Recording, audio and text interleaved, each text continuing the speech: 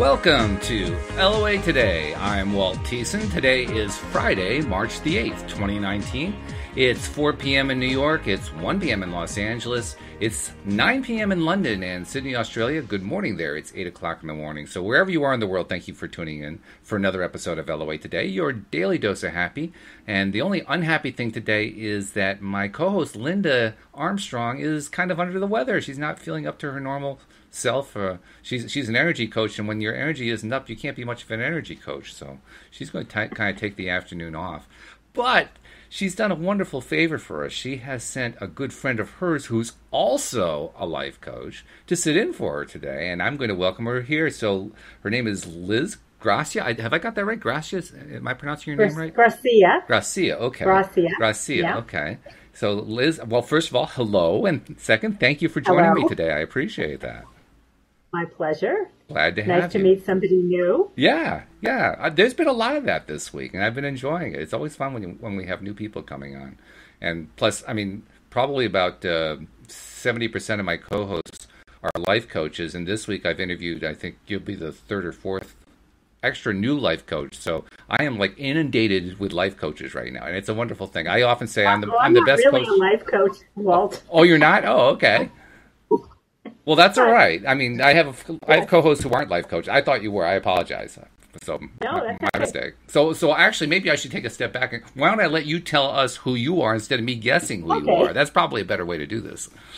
Oh, well, that sounds good. So, as Walt said, my name is Liz Gracia, and I'm founder of something that's called the Mind, Body, Spirit Network.com. And that's how I met Linda Armstrong, who I'm subbing for today.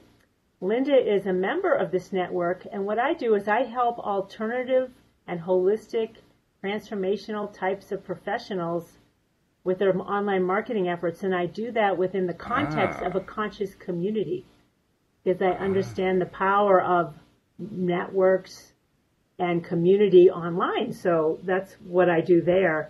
But I am, like, not officially, but I do it for fun, a consciousness coach.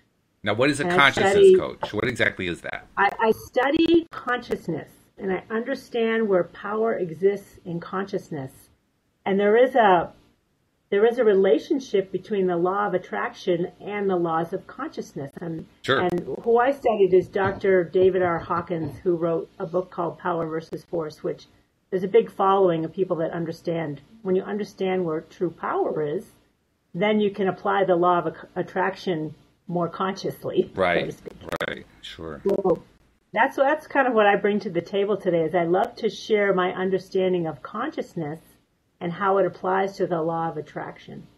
And there is a lot of crossover there, so people will, because a lot of people are trying to apply the law of attraction, but they're not quite. Oh, yeah.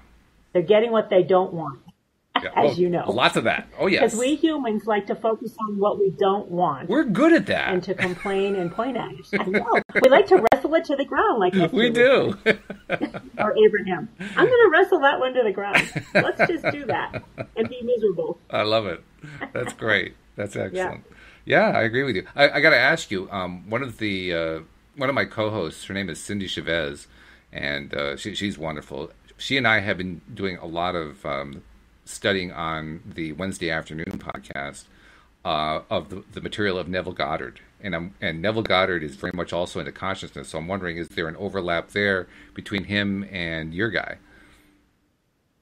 Yes. And in fact, I have a monthly book review group on video that my network does. And someone just brought up Neville Goddard. But you know who I was reading, who reads all about him, is Wayne Dyer, mentions him all the time. Oh, that's true. Yes, right. He talks a lot about Neville Goddard. And Wayne talks about sharing his books, Neville Goddard's books, with his kids. And his kids are like, I don't get it, Dad. So I'm like, okay. People don't get consciousness because it's not really concrete. Well, plus, Goddard is hard. I have to pick him up now that you're... What's that? Neville Goddard is hard. He really is. Because I've heard that. He was a very devout Christian. But his take on Christianity and Christian teaching was very different from what traditional churches would teach. It was different from the Catholic Church, and it was different from what Baptist churches would teach and the various Protestant churches. Because for him, God and Jesus and the kingdom of heaven are all psychological symbols for consciousness and imagination. So everywhere that you have direct, we call it the Neville decoder ring. So everywhere you have one, you can do a direct word substitution, and now you get the true meaning of what he's talking about. Now, is he from the early 1900s, Walt, or do you know? He was an actor who acted in New York City in the 1920s, and then he met the way the story goes is he met this mystic from the Middle East named Abdullah. Not much is known about Abdullah, but Abdullah was the one who explained to him the mystic understanding, so to speak, of the Bible and of Christianity. And that became the basis for what Neville taught. And then Neville did his teaching starting in the 1930s through the mid-1960s, something like that. And he passed in the early 1970s. So he's kind of like in the middle of the 20th century. At least somewhat contemporary. So yeah. So what I understand from what I've learned, Walt, is that he's speaking higher truths. He's speaking of higher consciousness. And Dr. Hawkins talks about this as well. If you're not understanding it, it's because you're not even there yet. We as a planet are not even close to being of highest consciousness that can exist on there's a level of consciousness that you can get to, and then you leave the body because you can't go any higher. So as a planet, we're not even close, which is why some of these teachings you don't get it, and you're not there yet. So. Well, it also helps to have a co-host like Cindy Chavez who's really studied this stuff, and she's been able to make it simple enough that, I've kind of followed along now. I'm getting it now. And at first... Oh, good, yeah. Well, plus I also had, and she kind of has a similar thing here too, I had a negative thing where the church was concerned. I actually rejected and pushed the church away when I was in my teens, and kind of retained a sort of resentment over the years. So I didn't even want to look at all that stuff for the longest time. And studying this stuff gave me a way to come back to it in a way that I didn't have to be hostile anymore. I could actually feel a little bit of friendliness because now it could make some sense to me, whereas the way it was taught before made no sense to me at all. Right. So. Yeah, resistance doesn't help. You should know that by now. No kidding, really? Yes. Like, really? Can I point and hate and just hate and hate and hate and resist? Sure you can. Yeah, you can do it as long as you want to. Yeah, right. Right. So I was drawn to you guys when I read your About page because you're here to have fun and be positive. Yes. Oh, and we have lots of fun. This show is all about having fun and laughing and not taking ourselves too seriously, and just but learning and trying to share our knowledge and share it with each other and pick stuff up from each other, and it's a wonderful journey. I've really enjoyed it very much.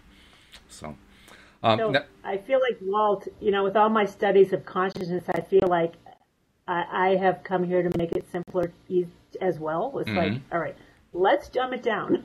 Yes. Not to be insulting, but honestly, if this is high level stuff, you're like, we got to bring it way down so that we can get it. Well, there's nothing insulting about that. That's just you learn at the level that you're at. That's all there is to that. Exactly. Yeah. And everybody's at a different level. There's a lot level. of levels too. There are. There are. Yeah. Many levels. I kind of learned you don't have to be intimidated by any of it. Even if you aren't getting it yet, you can just kind of trust that you're going to get it soon, and just keep listening to LOA Today, and we'll bring in more and more experts to help you understand. Oh my God, Walt, I'm going to learn so much today. Let me tell you. I do it. It's my regular joke, and it isn't so much a funny joke anymore. It's more like I like to tell it. I'm the best coach man in America. I have more life coaches talking to me every single week than anybody else does. So. My God, you're getting so much good stuff there, yeah. Oh, Walt. It's incredible. Linda is amazing. That's really what's going on here. Absolutely. You've asked for something, and you're getting it through this. Are you? You're not kidding. I'm telling you, it really is true. Yeah, and it's wonderful. All right, so we're putting it out there together that this is going to turn into something bigger for you. I like that. Cool. Yes. I like that. Really, really good. I'm pretty good at projecting stuff onto people and saying, guess what? So just watch out. Be prepared. I can hardly wait. That's all I'm saying. No, I'm serious. All right. Over the last 4 or 5 months, that's been a regular message of mine. I want more listeners. I want to get this bigger and bigger and bigger. I want to reach millions of people. So. All right, Yeah. then there you have it. You just said it out loud. Yeah. For about the Don't 25th put a block time. up now. Don't Yeah, like that's take the right. breaks. No breaks. Take the breaks. Have you seen that insurance commercial when where a guy goes in to get his brakes fixed? And Remind then me. the brake guy says, so the guy goes in to get his car fixed, his brakes, and he says to the mechanic, do you do a good job at fixing brakes? He goes, yeah, but, nothing's going to stop you. Ooh. So, anyway, the point being, you don't have to put on your brakes because something will, get in your way, like, This is a true. nice little offer to have millions of people show up. This is And then you'd true. be like, what do I do now? I'm talking to a million people. Eeks. Oops. Well, I would imagine that's kind of the direction you're headed with your institute, isn't it? Because, you brought all these people in who are a variety of different experts. And I don't even know. I know Yeah. what Linda does, but I'm not sure what the others do, Oh, we have a mix of like a medical medium, which is super fascinating. Medical mediums. We have kind of corporate wellness meditation specialists that are just like killer with guided meditations and Ayurvedic stuff. I've got this really super interesting 20-year vet. He's an ex-Army warrant officer, and he went to Iraq 5 times. I'm like, dude, Wow. holy crow. Yeah. And he went through a lot, he had a lot of suffering. So he's turning it around, and he's becoming a transformational leader. And he's like, so like raw and just telling it like it is. But he's That's really good. awesome to listen to. He's starting his own YouTube channel. So Very cool. my intention is to attract really gifted healers and shifters and thought leaders, change agents, and give them a platform. Because they're not marketers, any of them. So I help them. Well, there aren't. I've I'm marketed all my marketing life, guy. and I'm still learning how to do the darn thing. So, it's Right, not yeah. an easy thing. Online marketing is the most difficult, simple thing in the world. It truly is. Yeah.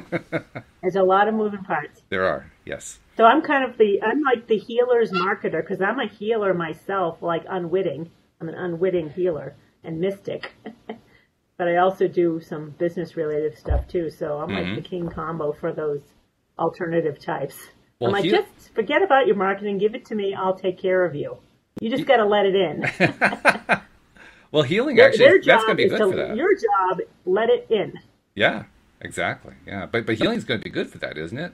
Because part of healing covers a wide range of things, and one of the things that you can heal is your feeling of frustration or inadequacy or whatever, that you can't get your own business out there.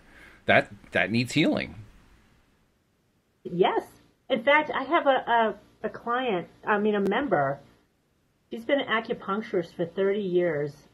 She's like, we call her a spiritual elder because she's in her 70s now, but now she's coaching other healers to market their businesses in this really interesting holistic way because she's they call that 5 elements acupuncturist. So they look at all 5 elements of the earth. And she's kind of incorporated that into your business. It's like, oh, what a great, wow, I love that. Absolutely. So the marketing part of your business, Walt, would be your fire element.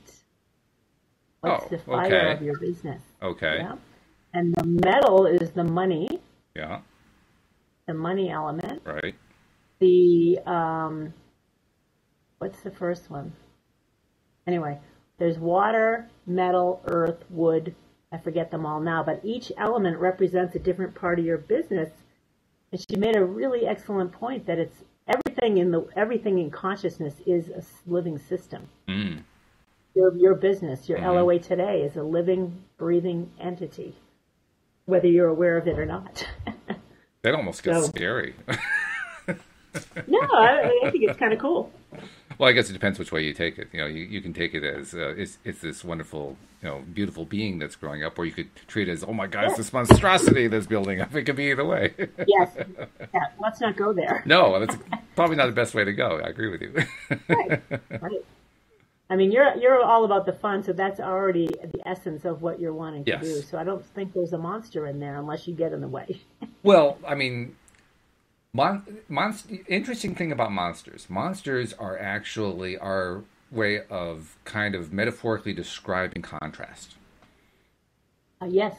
Good. That's really what they are, you know? So how are you going Yes. to treat them? I mean, like, we've been working on we're actually I mentioned this to you before the podcast. We're actually developing a fictional story. One of my co-hosts, Alex King, and I started this about a month ago.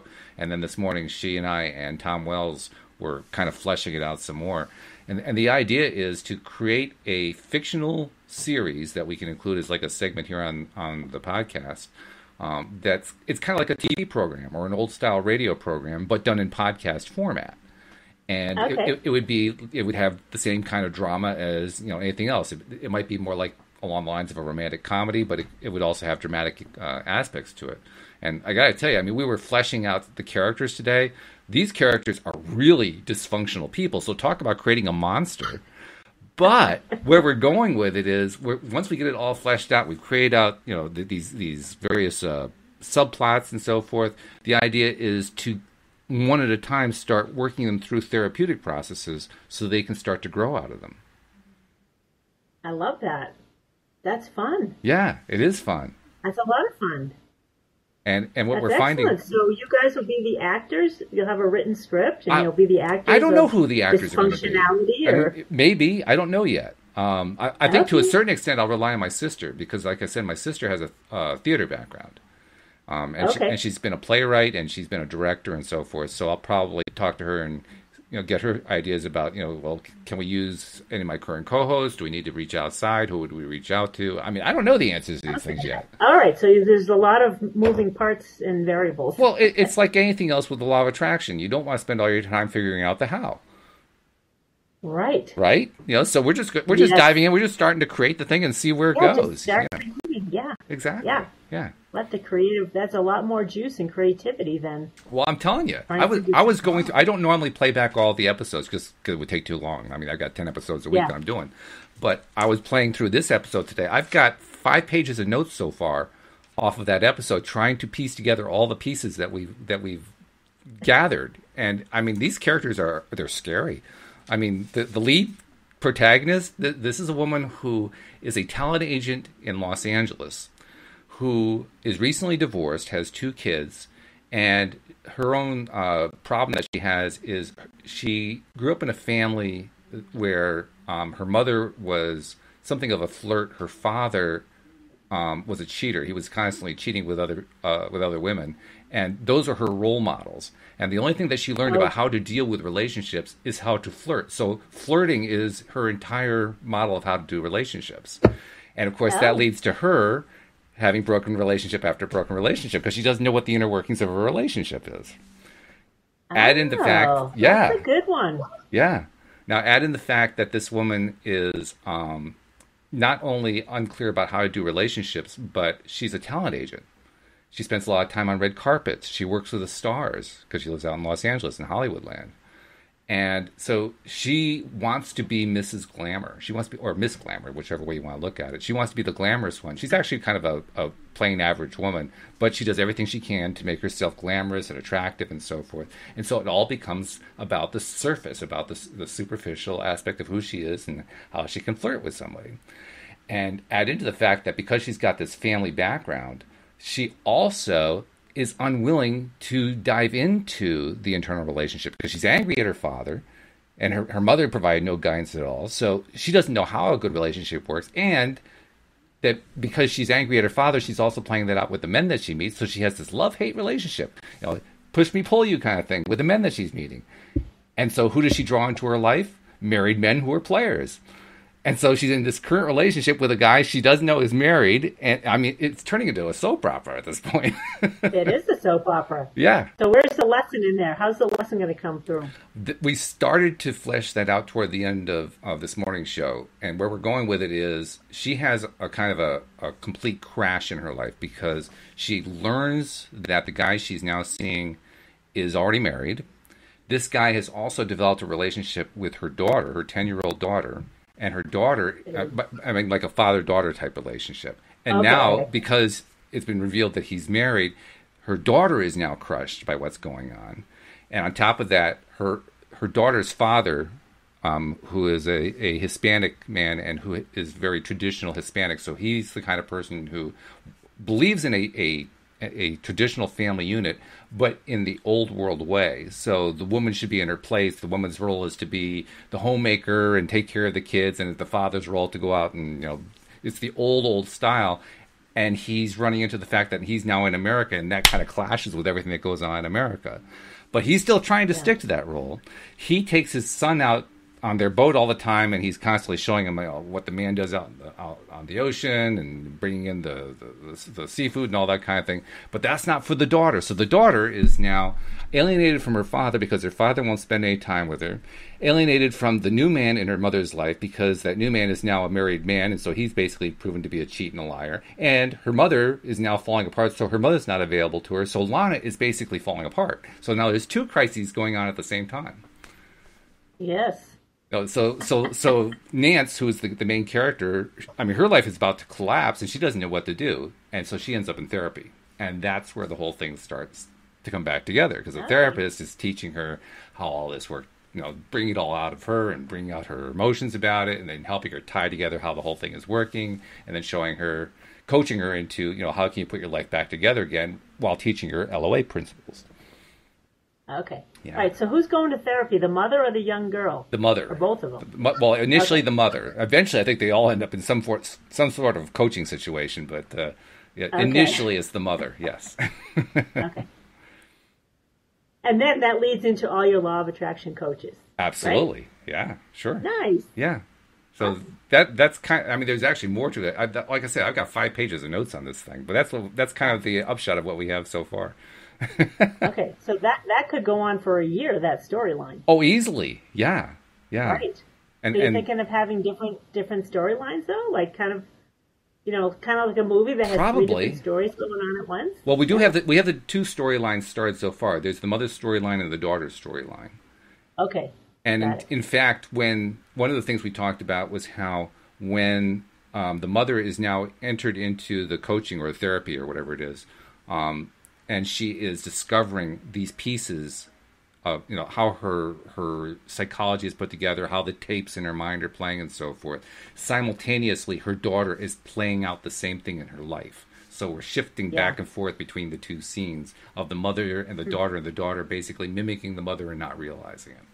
Now you got 2 plot lines going. Maybe you could bring in the cheating husband as the 3rd story. Give me an idea. So he was getting bonded with this 10-year-old, and he's cheating on his own family.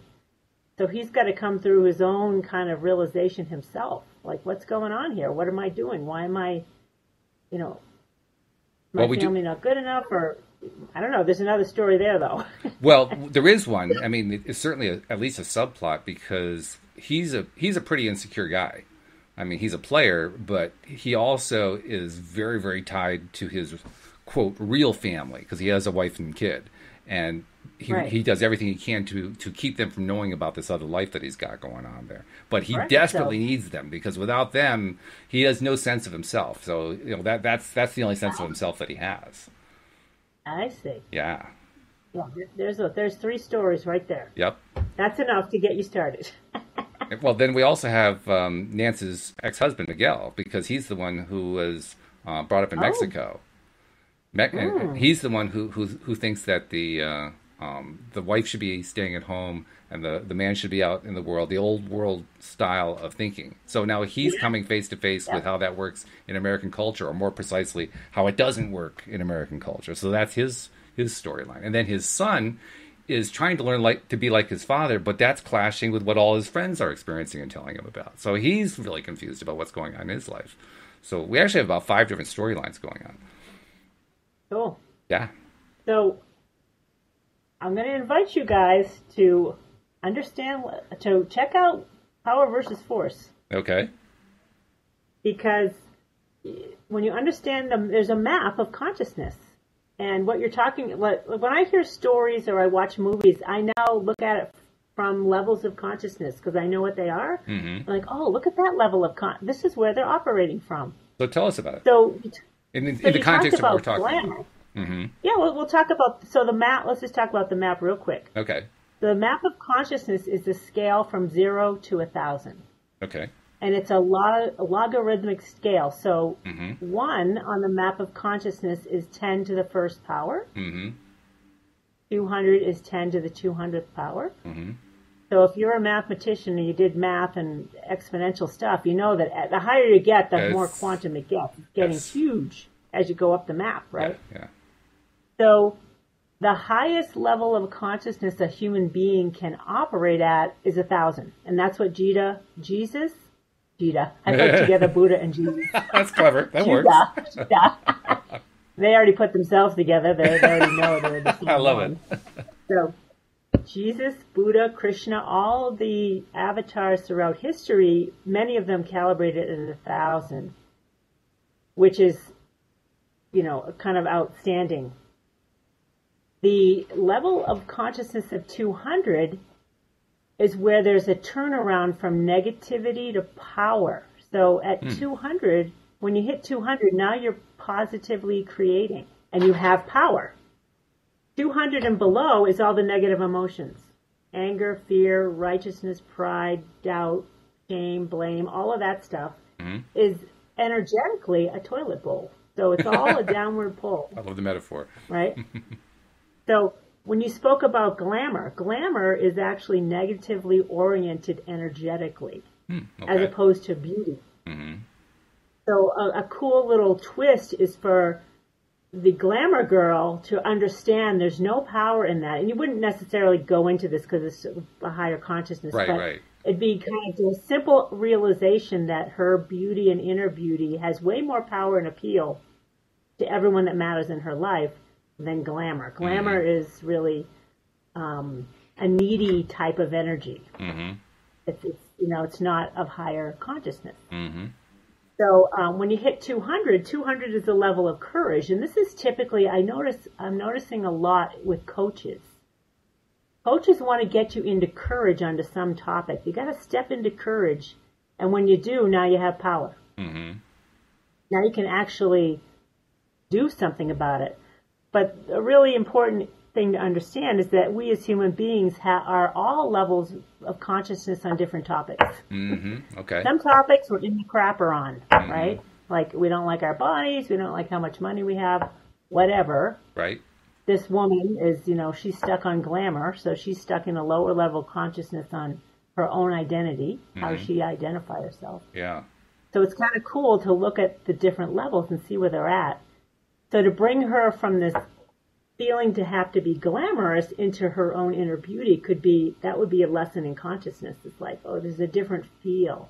Could be kind of interesting. Well, it is. So, it has to be, because in order to make that transition, you have to, first of all, learn what that other part of consciousness is. You have to understand how that even works. So, it has to be a consciousness journey.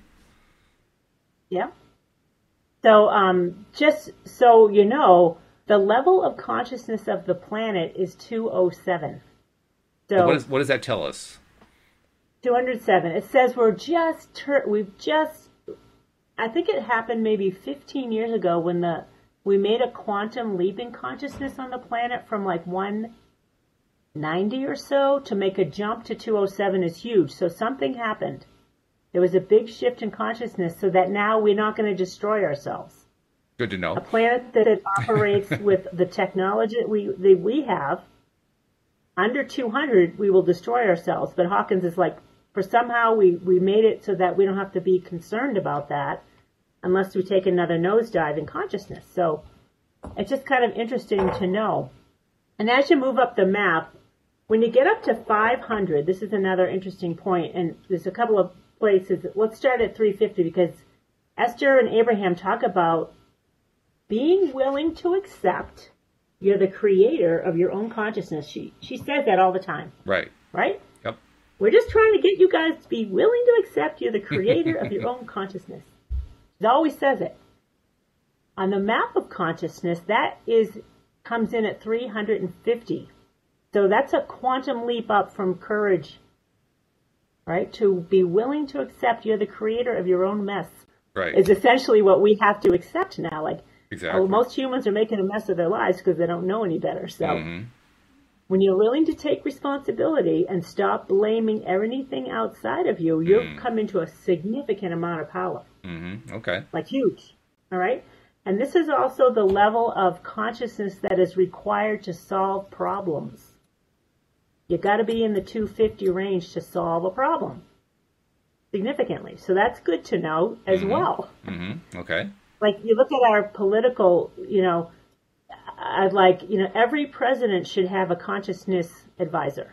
That would be interesting. because you can measure someone's suggested solution. It's measurable what the level of consciousness is. And if it's like below 200, it ain't going to solve a problem. It's going to cause a problem. Right? So you kind of got to operate anytime you're trying to solve a problem, like you're trying to come up with a solution here, Walt, for how to get your LOA today out there. You got to kind of step into the power of 350 and say, okay, I got to take responsibility with this, and you got to call on higher consciousness. Like asking it is given. I'm playing with this right now, Walt. I'm like, I'm calling in higher consciousness all the time. And I don't need the highest because I've hit pretty highs. And it's a little scary. Okay. If you don't know any better.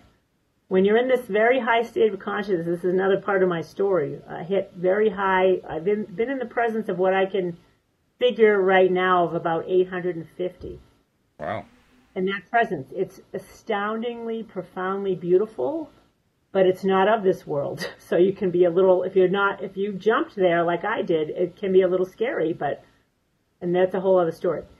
So anyway, I call in higher consciousness. I don't call in that high. I'm like, I don't need to be that high, you guys. I talk to my friends. I appreciate that level. It's huge, but I don't have the foundation for it.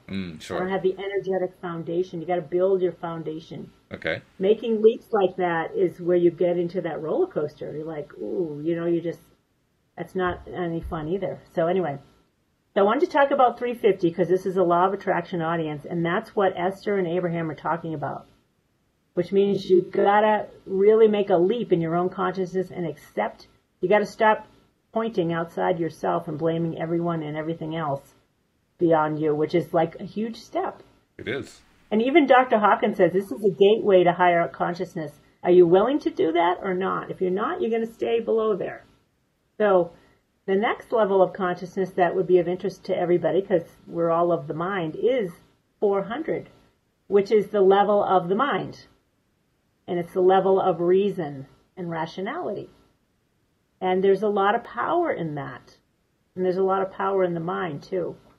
So, and this is always a good one for people to know. The body is 200 on the map of consciousness. The mind is 400. Guess who's more powerful? Significantly. Well, that's a question for you. Well, it sounds pretty straightforward to me. I mean, 400 is bigger than 200, so. Yeah, especially exponentially. Especially right? exponentially. People got to remember this is not a linear progression. This Right. is an exponential one. Yeah. So that mind of ours is very powerful. And if you're going to choose to focus it on negativity, watch out. Yeah. Be very careful. This is where be careful what you wish for. Yeah. Because that mind can manifest way better, immensely better than you're aware. And We if see you're a lot putting of incidents. thankfully, most of us have a mixed bag. We're like, we're a little bit down here, we're up here, we're in the middle. We're not like focused so heavily on negativity. But if you do, watch out. Well, in public life, I mean, when you look at the public realm, you can see a lot of stories that are along that line that are basically, they're careening from one crisis to the next constantly.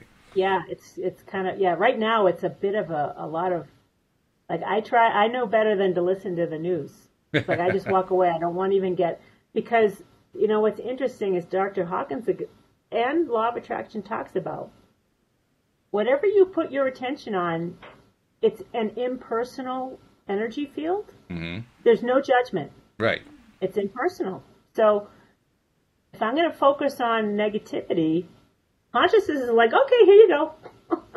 let me show you. Here, you're giving a lot of attention to that. Let me give it to you. Very true. So it's kind of interesting that, a lot of us like to blame God for punishing. Why is God punishing me? It's like God's not punishing you. You're giving your attention to something you don't want, and then life is non-judgmental and just assuming that's what you want because you keep looking at it. So That's where Neville's teaching. It gets interesting because Neville teaches that God is consciousness. So you do a little word replacement, and now it's consciousness is punishing me. Like, oh darn, I'm tripping myself again. Right. But there's a different level. There's so many levels of consciousness, right? So you've got to choose the one you want to play in. Mm. That's why I have the map. I look at the map. I'm like, all right, where am I on this map? Mm-hmm. And if I'm down low, I'm like, I got to get out of here. I got to look somewhere else. I got to distract yourself. I need a distraction, as Esther would say, or Abraham. But a good point about the 400 mind is also really basic, is whatever you're telling your body, the body believes. The thought about your body, the body believes. So, oh, I'm going to die of cancer. Okay.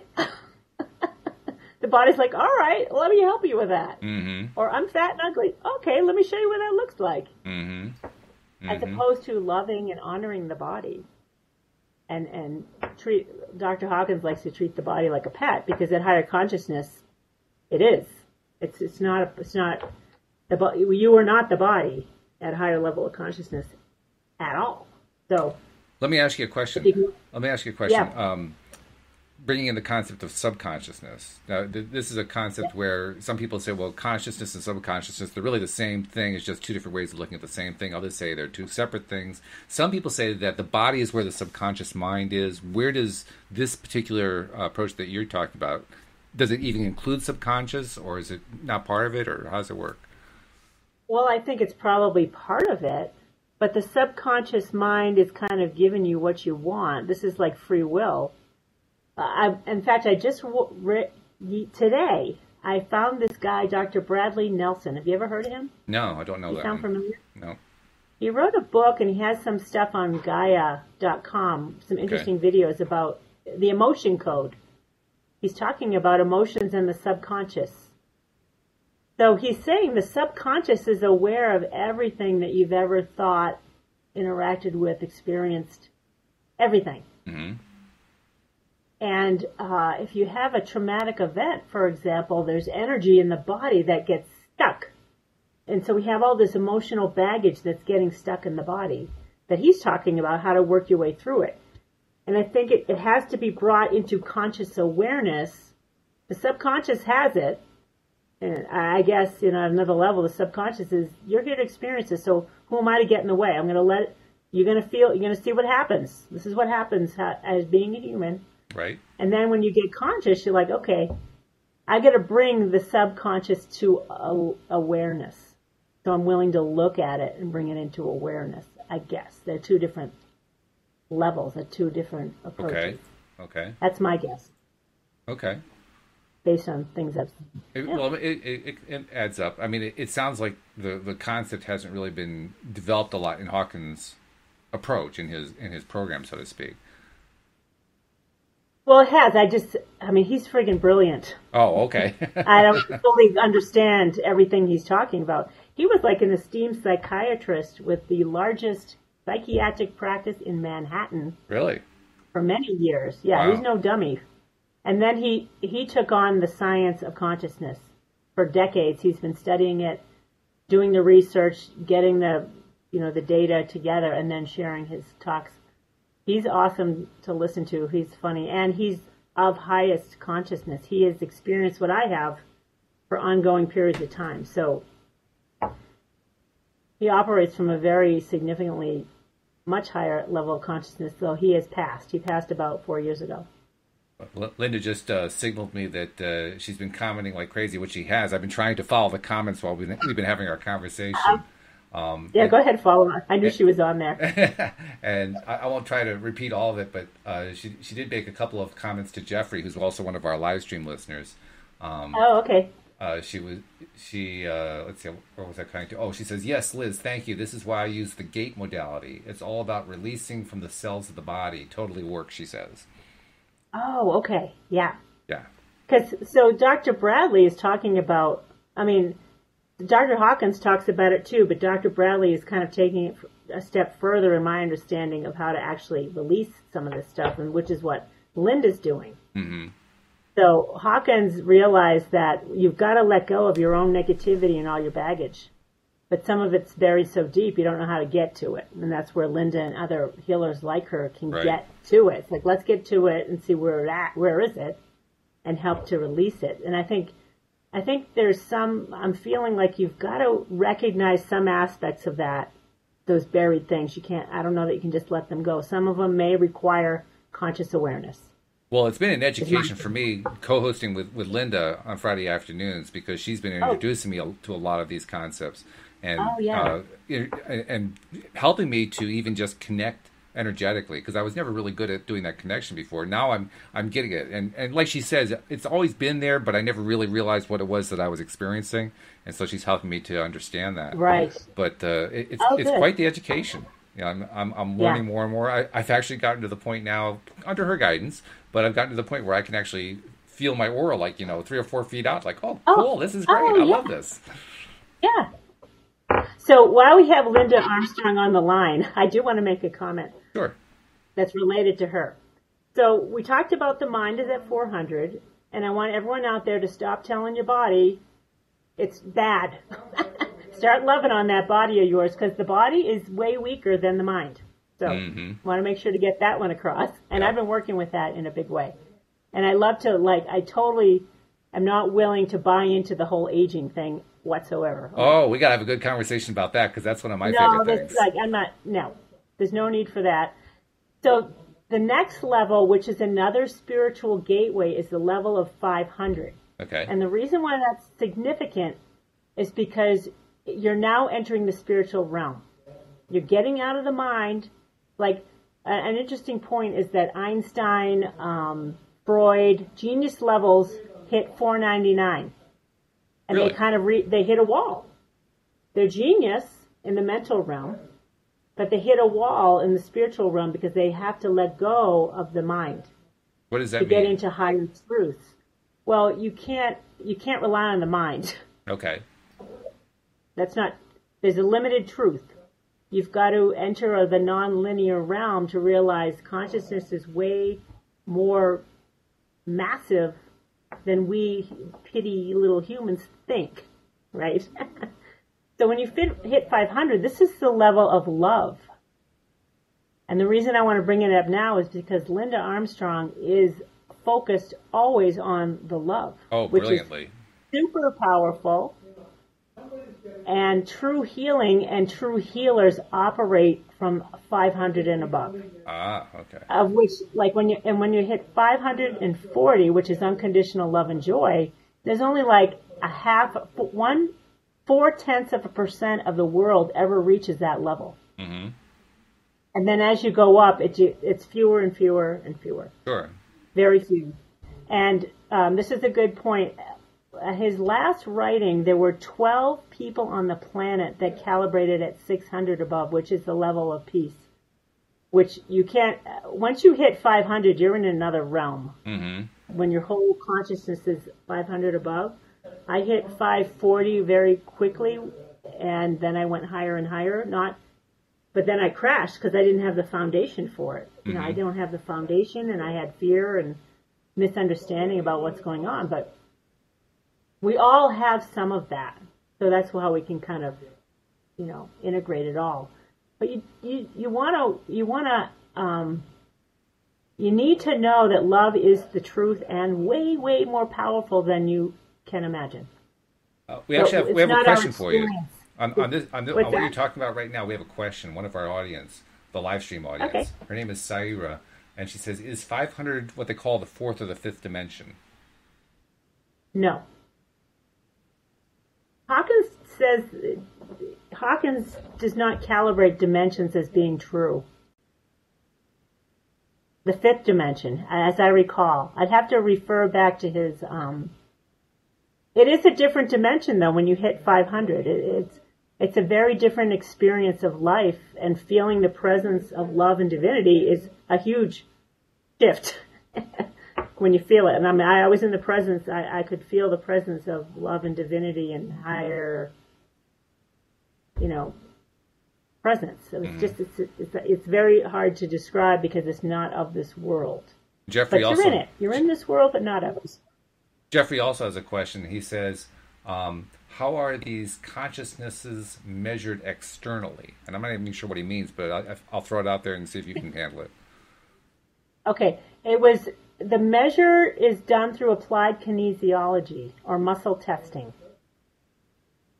Have you ever heard of that, Walt? Oh yeah. You know Linda, muscle testing? Yeah, Linda's led us through that, and others have. So it's through muscle testing that you would test. You hold a statement in mind. You don't ask a question. You hold a statement in mind, and the body, which is part of consciousness, will respond.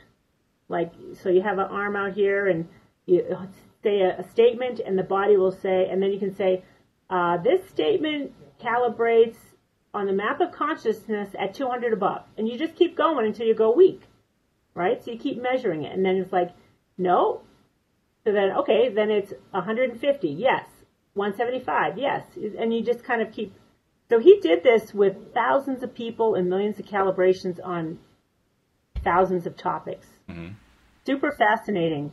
He calibrated historic events and people throughout history, authors, music, super, really interesting books to have as a reference so you can start recontextualizing what you believe in life. Where's truth? I call myself the trumpeter of truth. Okay. All right. There's all levels of truth, mm-hmm. which is kind of funny. There are different versions of truth. When you get into higher levels, you perceive differently, which is interesting. Now, I'm starting to feel it in my own life. You start to feel lovingness, mm-hmm. and you won't judge anybody. You stop judging. As you get into higher levels, you stop judging. That's and good. You just kind of neutral. This is a great way to go, Walt. Neutral is 250 on the map of consciousness. And this, when you decide that you don't have to have a position on anything, you don't have to be right, and you don't have to be in control, it's a huge leap in freedom. I believe that. I experienced this when I was young, mm-hmm. when I stopped battling with my mother. My mom always had to be right. I finally said, I give. Mm-hmm. And I didn't know that I was making a leap into neutrality, which is a leap in consciousness. But it's really kind of a beautiful thing. But right now, there's so much crap about having to be right about everything that all lower consciousness. Just ignore it. Be neutral. Mm-hmm. Be neutral about yourself, too, by the way. What do you mean by that? Be neutral? To stop disparaging yourself. Oh, okay. If you catch yourself being critical, you're like, whoa, step back. Mm-hmm.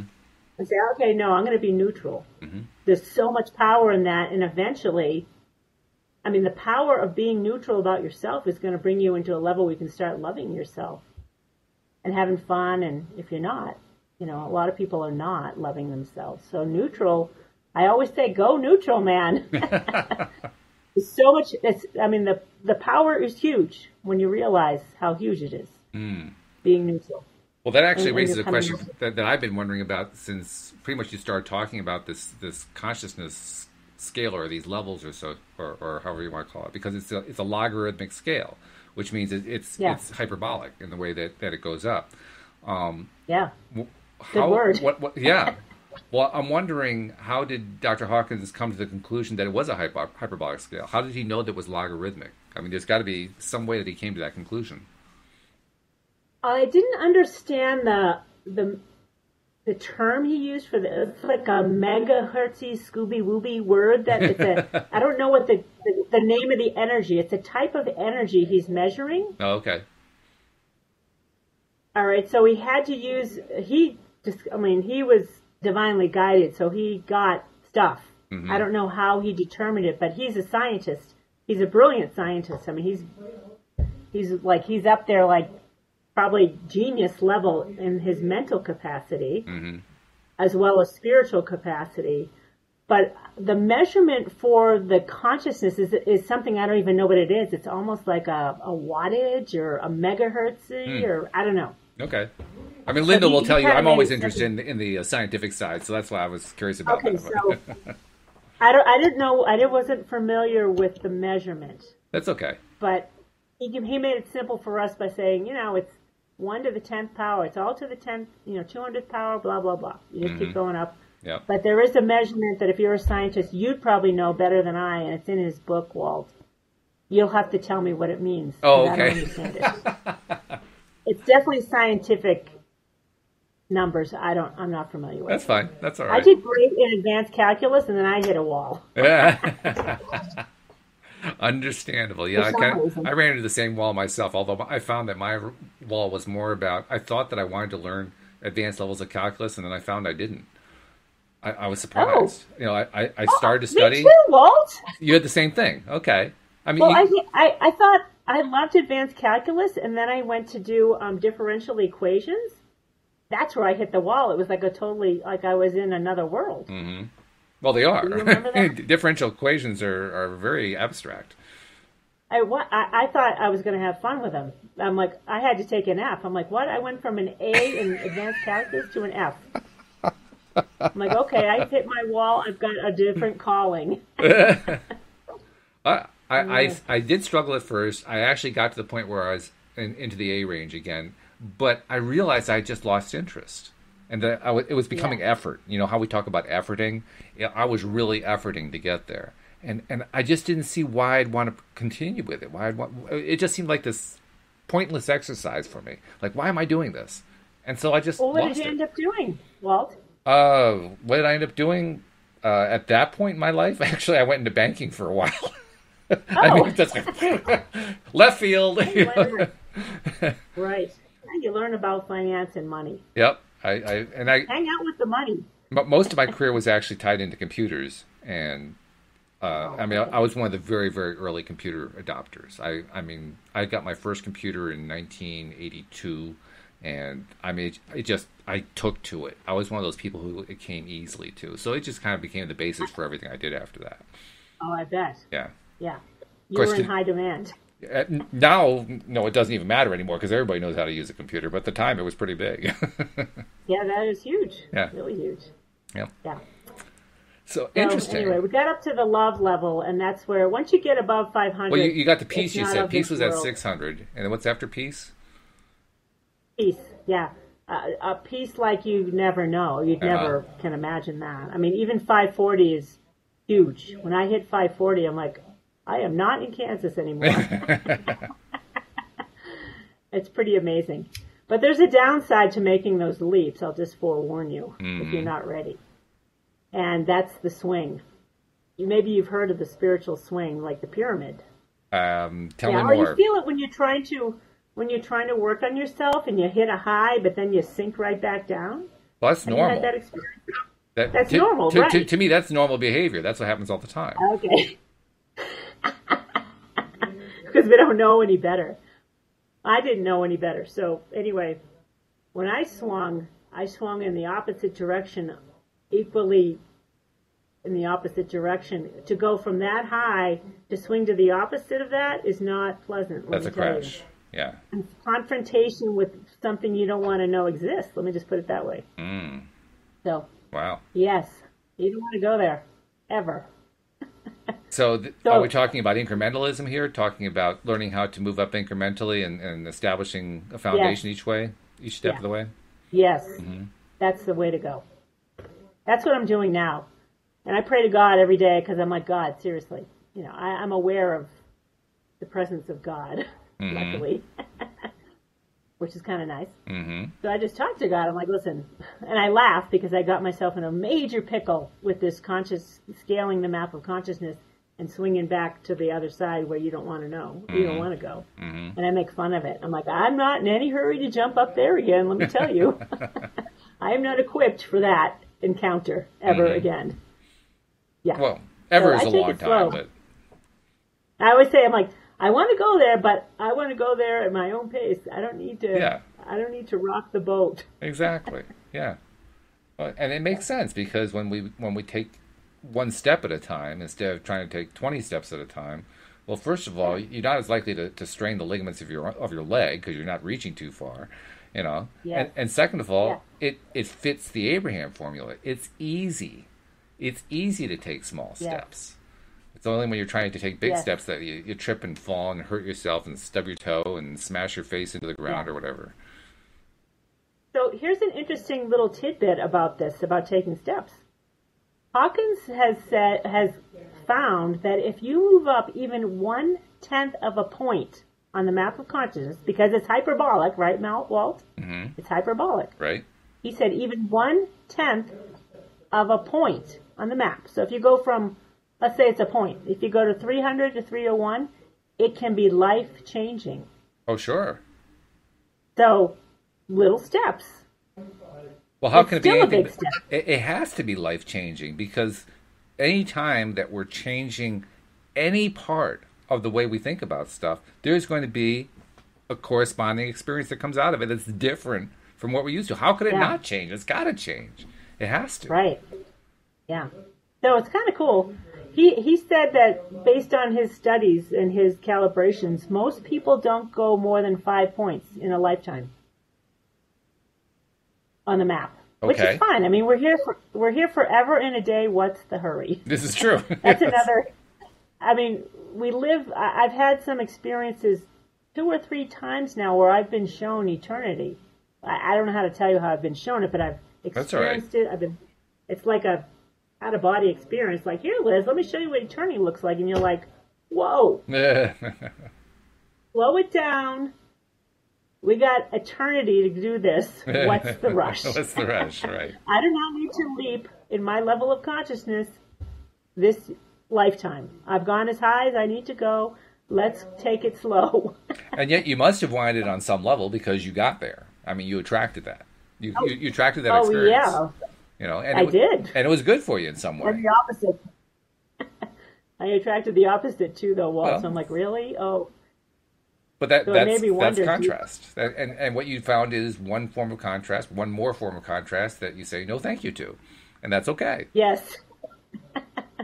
I didn't want to have to get there to meet it, though. No one else. Well, you're kind of like Edison with the light bulb, right? He found 10,000 ways now to invent the electric light bulb. That's what you're doing. You're finding. Oh, yeah. Right? Here's one more way for me not to be enlightened. I don't want to be enlightened that way. No, thank you. Not that way. Right. There's no rush. Yeah. Many people think they want to have a spiritual awakening. I'm like, well, maybe you don't.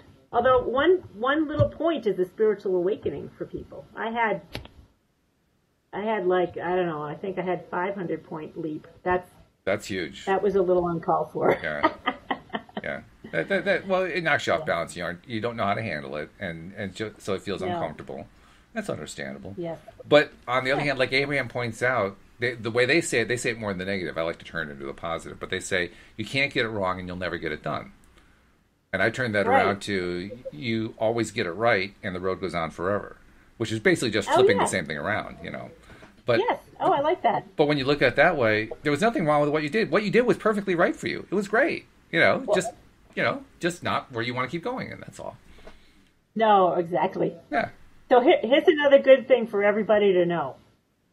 And I have drawn to me higher spiritual guidance and teachers, and understanding that when you get up to the highest levels of consciousness, your perception of the world is everything is perfect. So I use that to my advantage. I'm like, you know what? I feel like crap today, and I want to be all pissy. But everything's perfect. Sure. This is perfect. Everything's perfect. It's like, that's the truth. Yes. So you can stop judging yourself. You're like, all right, I'm here to be all pissy right now, and okay, I accept that. And then you can laugh about it, and then you shift your consciousness. Like, oh, that was funny. Agree completely. Yeah, absolutely. That's good. It's perfectly valid. Every single emotion we experience is perfectly valid. And you're right. We are sheer perfection right now, Walt, by the way. Yeah, no kidding. And everyone on here with us is sheer perfection. Mm-hmm. Although, to be honest, I don't like to think about it that way, just because I can get myself all tied into a knot about perfection. So I just drop the perfection part. But I get your point. Your point is valid. There are levels of perfectionism that are low level, by the way. Perfectionism is a lower level of consciousness. Oh, okay. Because you're trying too hard. You think you're not enough. Yeah. Whereas God's point of view of perfection is his, or consciousness's point of view of perfection is from that of sheer beauty and acceptance and knowingness. Our view of perfectionism is not. That's a lower... Perfectionism, that particular level, is a lower consciousness, like in 175 or so. It's where pride and righteousness hang out is in perfectionism. Interesting. Where you can't manifest there. So. Well, you can. You're just not going to like it too much. Right. You can't manifest what you want. I meant to say what you want. Yeah, exactly. Right. You get what you don't want for sure. Take it from very someone true. who's good at that. I'm good at that. I think we all are to some degree, but it sounds like you've had some pretty unique experiences, perhaps, which is a good thing. Yeah. Yes. So. Anyway, this has been a great hour. Before we part companies, though, I want to give you the chance to remind people how to find out more about your institute and how to find out more about you as a consciousness coach. So, give some people some contact information. Okay. So, I'm the founder of a website called the mindbodyspiritnetwork.com. And I haven't put together consciousness classes yet, but people keep asking me to. So, they will come up, but I have done webinars that I've recorded with. Mm-hmm. I used to have an online meetup group, Walt, where we met every week, and I give presentations on all different topics, and like Linda would come on and present. And, fun! I think once I need to take a break from it. I've been doing it for 2 years, but we have tons of great webinars, and we have some webinars on there where a bunch of members came and we did healing, like live healing. And you can just listen to it. And Linda goes through this healing process during some of those webinars. And she's good at it. You can check that out. She's very good. Mm-hmm. And other healers are on there, too, that walk you through guided, and they're super yummy. I'm like, oh, my God, this is so good. So anyway, the mindbodyspiritnetwork.com is where you can find alternative and holistic and energy healers and like medical mediums and intuitives and everything under the sun. And then we have tons of, our YouTube channel is the MBS TV, I think, YouTube channel. Okay. You can click on our YouTube channel, but we have High Vibe Tribe Q&A interviews, kind of like what we're doing here. So I interview all of our members, so you get to know them better. That's all High Vibe Tribe TV. We have all kinds of content on the network and ways to interact with people and take courses and get some healing, schedule some healing with one of our members. And yeah. Very good. I'm trying to put all these alternative healer types into one place so you can find them because they don't know how to market themselves. Well, it's a good thing, too. It's nice to have a central portal to handle that kind of thing because it's going to make it easier for people to find them, regardless of whether people know how to market themselves. Yeah. There's also the other side. People don't necessarily know how to find stuff. So, yeah, having one central location is I'm good. kind of a whiz at the whole search thing, too. That's how I got this started. Very good. I'm kind of expert in search engine optimization stuff and helping people get them. So. All right. Yeah.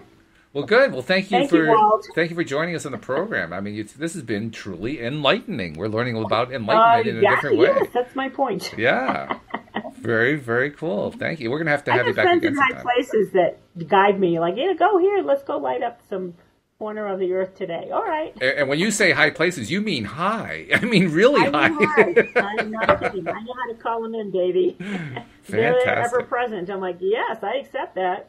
What we'll have to do is we'll have to have you back sometime when Linda's feeling well, and we can do all three of us together, and I bet you we'll create some real high vibration that way. I would love to do that, Walt. Okay. Thank you, and thanks everyone for who's out there. Happy to be here and glad to have you listening in today. And absolutely loving on Walt. Yes, thank you to our live stream listeners. Thank you to our regular podcast listeners, without whom we would have a podcast. We really appreciate all of you, and we'll see you all next time here on LOA Today. Goodbye, everybody.